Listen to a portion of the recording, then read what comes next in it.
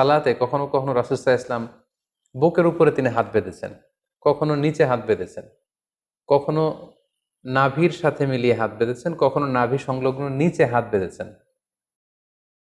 তো কোনো কোনো সাহাবা ওনার রাসূল সাল্লাল্লাহু আলাইহি ওয়াসাল্লামের কাছ থেকে বুকের উপরে যে হাত বাঁধার হাদিসটি সেটি গ্রহণ করেছে।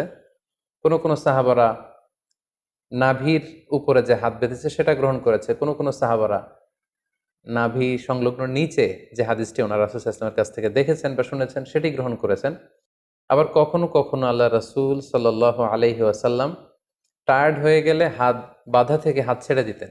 অনেক সাহাবারা বিশেষ করে মালিকি মাযহাবের অনেক অনুসারীরা এই মতামতটিকে গ্রহণ করেছেন।